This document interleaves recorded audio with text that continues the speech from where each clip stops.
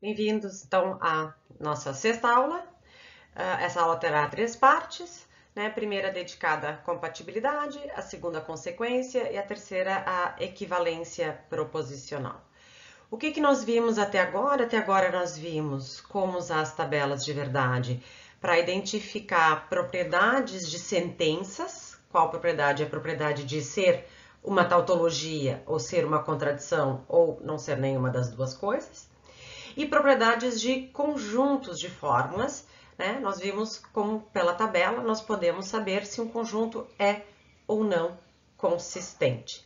O que a gente vai ver agora?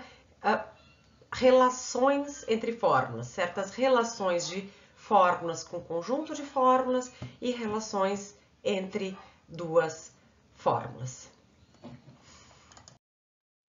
Primeira noção que a gente vai ver é a de compatibilidade verifuncional ou proposicional. Nós dizemos que uma sentença é proposicionalmente compatível com um conjunto gama de sentenças se somente se existir uma valoração booleana modelo do conjunto gama que atribui V para φ. Né? Ou seja, se nós queremos verificar a consistência a compatibilidade de uma sentença com conjunto, por exemplo, se eu quero ver se a minha sentença φ1 aqui é compatível com o meu conjunto gama, eu tenho que testar se eu consigo atribuir V para essas duas aqui e V para essa daqui. Do mesmo modo, se eu quiser testar a compatibilidade dessa daqui, eu tenho que ver se eu consigo atribuir V para essa daqui e V para essa daqui e assim por diante. Como é que a gente pode fazer isso? A gente pode fazer uma tabela de verdade para o conjunto e a sentença que a gente está examinando e ver os modelos do conjunto e ver se algum... Bom, eu não vou refazer de novo, tá? Passou um gato aqui na frente. E ver se algum modelo desse conjunto atribui V para a sentença que a gente tá, cuja compatibilidade a gente está testando, tá? Vamos ver. Vamos ver agora alguns esses exemplos mais de perto, como é que a gente faz isso com a tabela. Bom, então, se eu quero testar a compatibilidade da fórmula não D com esse conjunto, eu tenho que fazer a tabela para o conjunto e conjuntamente a tabela para o não D, para ver se eu consigo pelo menos um modelo do conjunto que verifique também a minha sentença φ1. Então, eu já deixei aqui preparado uma tabela com as letras sentenciais do conjunto e a distribuição de valores de verdade, se no caso contrário vocês teriam que fazer isso. Bom, e agora eu quero testar C ou D, e D implica não há, e depois eu vou querer relacionar isso com o não D, tá? Bom, para C ou D ser verdadeiro, basta que o C ou o D sejam verdadeiros. Então, eu vou ter verdadeiro aqui, verdadeiro aqui, verdadeiro aqui. Aqui vai dar falso, porque tanto C quanto D são falsos. Verdadeiro aqui, verdadeiro aqui, verdadeiro aqui. Aqui vai dar falso, porque tanto C quanto D são falsos. Para a implicação, o D sendo falso, eu já posso colocar verdadeiro aqui. Nos demais casos, eu preciso que o não há seja falso. Como o A aqui seja verdadeiro, que o não há seja verdadeiro. Como o A é verdadeiro, aqui o não há é falso. Então, né, se aqui deu falso, o todo vai dar falso. A mesma coisa aqui. Mas aqui o não há é verdadeiro e aqui também, e a implicação, portanto, vai dar verdadeiro. Bom, agora já estou em condições de encontrar os modelos do conjunto. Quais são os modelos? São aqueles que atribuem V para todas as sentenças do meu conjunto gama. Eu tenho a segunda linha, a terceira, a quarta e a quinta linha. Todas essas são modelo do conjunto. Para verificar a compatibilidade de não D, basta que num desses modelos o não D receba verdadeiro. Bom, então eu vou fazer a tabela, posso fazer toda ou posso me preocupar só com os modelos. Vamos ver essa segunda linha que é modelo do conjunto. Ah, o D é F, portanto ela vai dar V.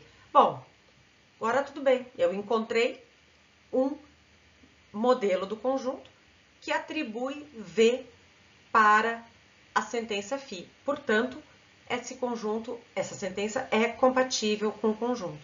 Como é que eu justifico que é compatível? Dizendo, bom, ela é compatível, pois é verdadeira em algum modelo do conjunto. A saber, bom, o da linha 2 abaixo, ou então vocês escrevem na valoração booleana que atribui ao A o V, que atribui ao C o V e que atribui ao D o F, tá bom? Não adianta, mais uma vez, não adianta vocês simplesmente me dizerem é compatível, pois é verdadeira em alguma valoração booleana modelo do conjunto. Não, vocês têm que provar que é verdadeira em algum modelo do conjunto. Como? Fazendo a tabela ou exibindo para mim uma valoração booleana, que é modelo do conjunto. Ok? Uma observação, talvez vocês já estejam se perguntando, né? Que está muito parecido com consistência, né? Bom, de fato tá, porque dizer que não D é compatível com gama é dizer que se eu pegasse um conjunto gama' que resultasse de eu juntar o gama com aquela sentença, isso me daria um conjunto consistente, né? Então, a gente diz que φ1 é compatível com gama, por quê? Porque se eu formasse um novo conjunto com todas as sentenças de gama mais o φ1, seria um conjunto consistente. Porque, claro, né, se existe uma valoração booleana modelo de gama, deixa eu pegar minha seta aqui. Se existe uma valoração booleana modelo de gama que atribui V para o não φ, ela é modelo desse conjunto que resulta de eu acrescentar o não φ ao que eu tinha antes, né? Então, vocês têm essa relação estreita entre compatibilidade e consequência. Do mesmo modo, vamos ver, entre incompatibilidade e consistência. Tá? Desculpa, antes acho que eu tinha falado da relação entre compatibilidade e consequência. Não, eu estava falando da relação entre compatibilidade e consistência, né? Agora, depois de examinar um exemplo de incompatibilidade, a gente vai ver a relação com inconsistência, tá? Mas vamos primeiro ver, então, mais esse exemplo, né? Bom, o que a gente tem? Eu já copiei aqui, né?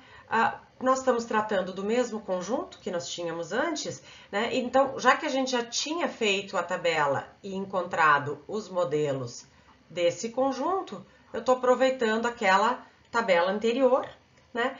Eu dei sorte, por enquanto, com Φ2, que Φ2 não introduziu nenhuma letra sentencial nova, a gente vai ver depois o que acontece nesse caso, né? Eu tenho em Φ2 letras sentenciais que já estavam no conjunto gama, então eu não preciso fazer nenhuma alteração na minha tabela. E agora, para testar a compatibilidade dessa sentença com o conjunto, eu tenho que ver se algum dos meus 4 modelos, que são esses aqui, atribui V também para essa sentença aqui. O que tem que acontecer? Então, eu nem preciso me preocupar com as outras linhas. Na segunda linha, vamos ver se essa sentença é verdadeira. O A é verdadeiro, ok? Mas o não C é falso, porque o C é verdadeiro. Então, aqui, essa sentença recebe falso. Vamos ver a quinta linha. Bom, aqui o A é falso. Não, então já não é. E a mesma coisa vai dar para a sexta e a sétima linha. Ou seja, essa minha sentença A e não C, ela recebe falso, recebe F em todos os modelos verifuncionais do conjunto, né? Ou seja, essa sentença é incompatível com o conjunto. Não existe nenhum modelo do conjunto que atribua V para essa sentença, tá? Bom, se a gente quiser agora ver a relação com consistência, isso significa o quê? Que se eu fizesse um conjunto gama-linha, né, onde eu tivesse as minhas sentenças de gama,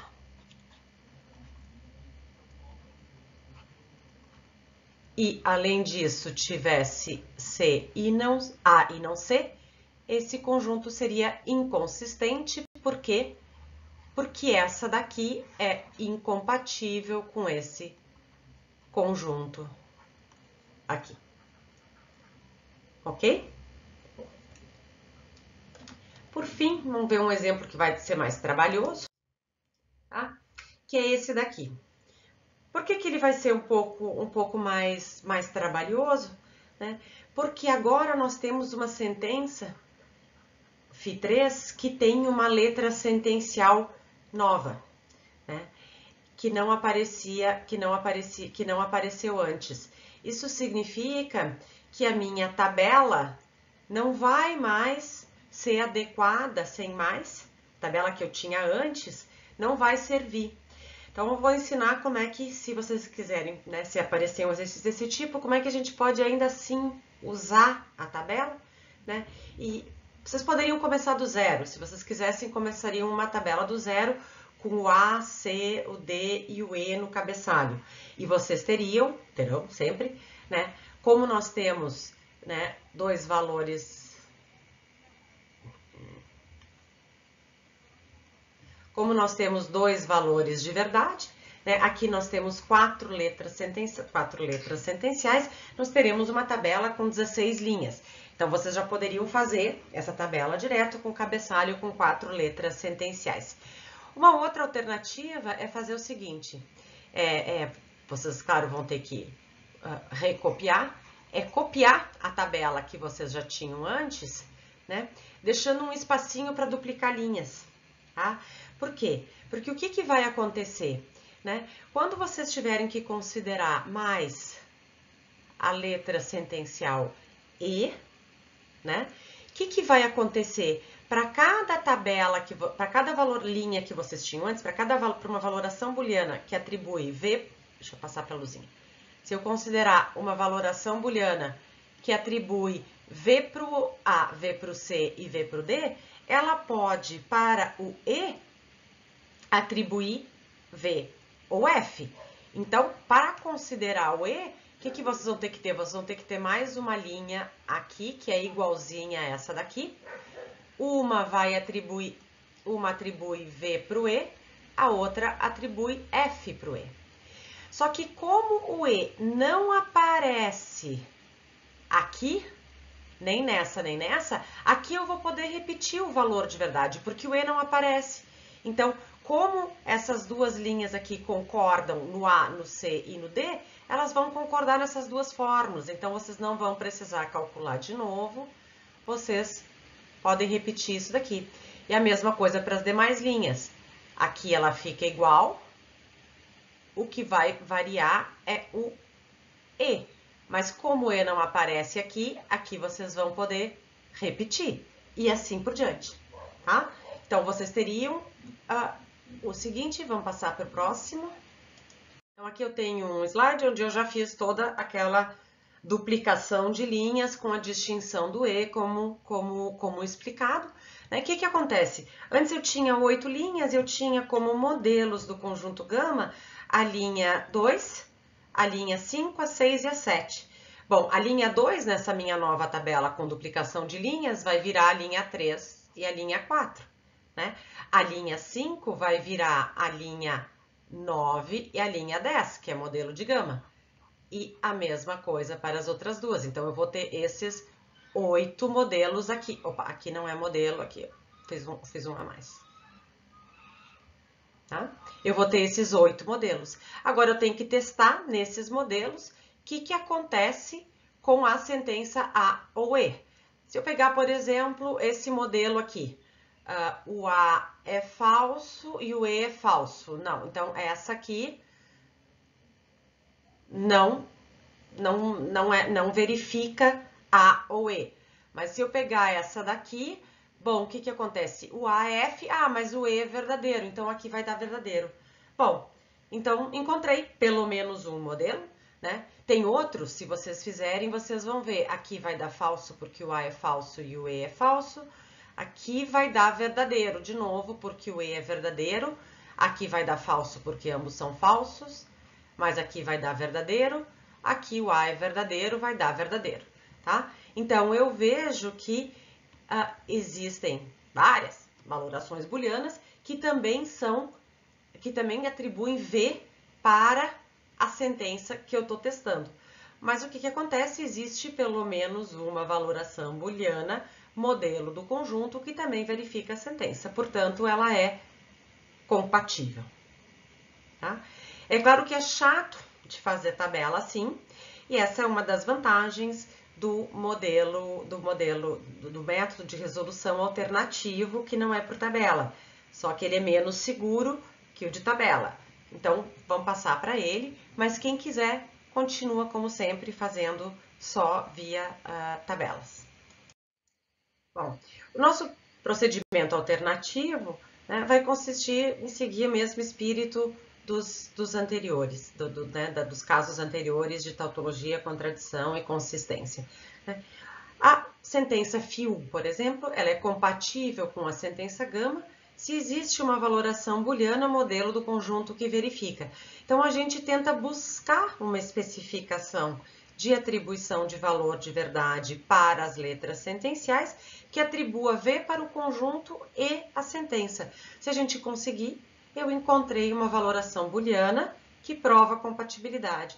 Se a gente não conseguir, bom, convém talvez fazer a tabela para ter certeza que não é incompetência da gente, né? E ter uma prova da incompatibilidade, ou então reconstruir o argumento que mostra a impossibilidade de atribuir V junto com o conjunto. Mas vamos ver isso, vamos ver nos exemplos com calma cada um. Então, digamos que eu queira ver especificamente φ1. Quero ver se φ1 é compatível com o conjunto, tá? Vamos examinar então esse caso primeiramente. Bom, então o que a gente vai tentar? Vai tentar atribuir V aqui e V aqui. Ver se a gente consegue uma especificação de valores para A, para C e para D, que verifique o conjunto e a sentença. Bom, eu vejo que as sentenças do meu conjunto, elas têm alternativas de verificação, né? A primeira, bom, ou o C é verdadeiro ou o D é verdadeiro. A segunda, ou o D é falso ou não A é verdadeiro. Mas eu vejo que o φ1, para ele ser verdadeiro, o D tem que ser falso. Então, a gente já pode começar por aí, né? Se for possível provar a compatibilidade dessa sentença com o conjunto, eu vou ter que atribuir F para o D. Então, isso já limita as minhas margens de opção, porque eu sei que se for para encontrar um modelo do conjunto que verifica a sentença, ele vai ter que dar F para o D. Bom, se ele deu F para o D, para que a primeira seja verdadeira, eu sou obrigada a dar V para o C. Bom, mas até aqui tudo bem. E por outro lado, se eu dei F para o C, para o D, nem importa o valor de verdade do A. Ele pode ser tanto F quanto V, né? Porque como o antecedente é falso aqui, o consequente é verdadeiro. Portanto, vocês já sabem que qualquer valoração booleana que atribua V para o C e F para o D prova a compatibilidade da sentença com o conjunto. Então, vocês nem precisam fazer a tabela, né? Se vocês encontrarem e testarem, fizerem a prova dos 9, né? Vocês vão dizer, não, a sentença é compatível com o conjunto, pois qualquer valoração booleana que atribua V para o C e F para o D será modelo do conjunto e verificará a sentença φ1.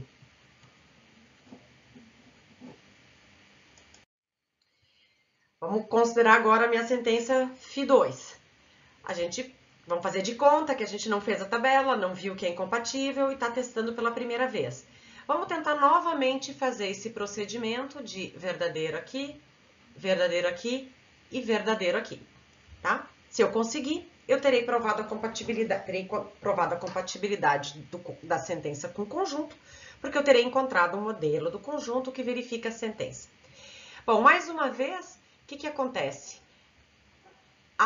Essa sentença, a sentença Φ2, ela faz uma exigência forte, né? Porque para ela ser verdadeira, o A tem que ser verdadeiro e o não C tem que ser verdadeiro, portanto, o C tem que ser falso.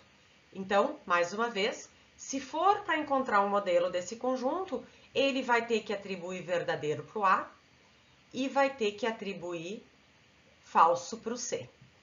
Vamos ver se é possível, né, atribuindo verdadeiro para o A e falso para o C, atribuir V para as duas sentenças de gama.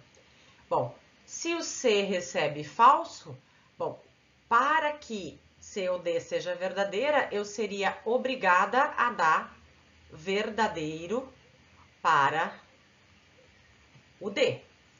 Bom, tudo bem.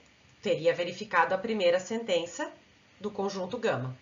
Se eu atribuir V para o D, para a implicação ser verdadeira, eu teria que dar V para o consequente. Mas para dar V para o consequente, eu teria que dar F para o A, e isso isso é incompatível, né, com as condições de verdade da sentença Φ2. Então, eu não consigo construir essa interpretação, essa valoração. Eu não consigo encontrar uma valoração booleana que verifique o conjunto e a sentença, tá? Agora, vocês observem que o fracasso em conseguir isso não é uma justificativa da impossibilidade de conseguir tal valoração booleana, tá? E não vai adiantar vocês colocarem na resposta algo equivalente ao que vocês têm aqui nesse slide aqui, né? Porque isso aqui só faz sentido com toda a explicação que eu fui dando junto. Então, se vocês quiserem usar a argumentação para provar a incompatibilidade, vocês teriam que reconstruir por escrito esse caminho. Dizer, né? Para que Φ2 fosse verdadeiro, A teria que ser verdadeiro e C falso. Pela primeira sentença de gama, sendo C falso, o D tem que ser verdadeiro. Mas sendo D verdadeiro, pela segunda sentença, o A tem que ser falso, o que é impossível dar V e F para o A ao mesmo tempo. Tá? Então, vocês podem fazer justificativas assim, mas vocês têm que escrever e vocês têm que me passar antes para eu ver se vocês estão no caminho certo da maneira de expressar isso.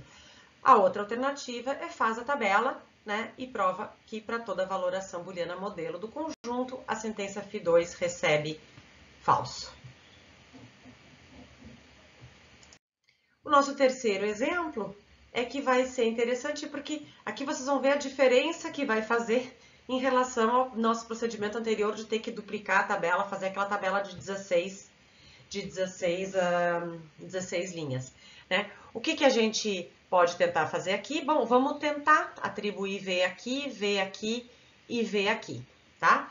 A gente vai tentando. Bom, vou tentar, por exemplo, dar V para o A. Se eu der V para o A, vai dar verdadeiro aqui. Se eu dou V, então vamos tentando. Pode ser que eu tenha que mudar. Vamos tentar dar V para o A. Se eu dou V para o A, bom, aqui vai dar falso. Para que essa implicação seja verdadeira, o D tem que ser falso. Então, eu teria que ter o D falso, se é para eu ter o modelo. Bom, sendo D falso, bom, eu teria que dar V para o C. Bom, agora vamos testar. A gente pode até apagar e ver se tem certeza que isso aqui é um modelo, se essa valoração booleana é modelo do conjunto e verifica a sentença. Como C é verdadeira, essa aqui vai ser verdadeira. Como D é falso, essa aqui vai ser verdadeira. Como A é verdadeira, essa aqui vai ser verdadeiro. Pronto. Então, não preciso fazer aquela tabela toda, porque eu encontrei uma valoração booleana modelo do conjunto que verifica a sentença. Bom, agora uma pausa grande para vocês treinarem bem e assimilarem, né, a ideia de compatibilidade. Né? Vocês podem rever o conteúdo do material e façam o exercício 2, 16B e C. Tá? Não é muito exercício, porque depois vai ter mais exercício sobre o mesmo conteúdo, mas vai servir para vocês fixarem o que é compatibilidade e acompanharem melhor a segunda parte da aula já tendo fixado isso. Então, até daqui a pouco.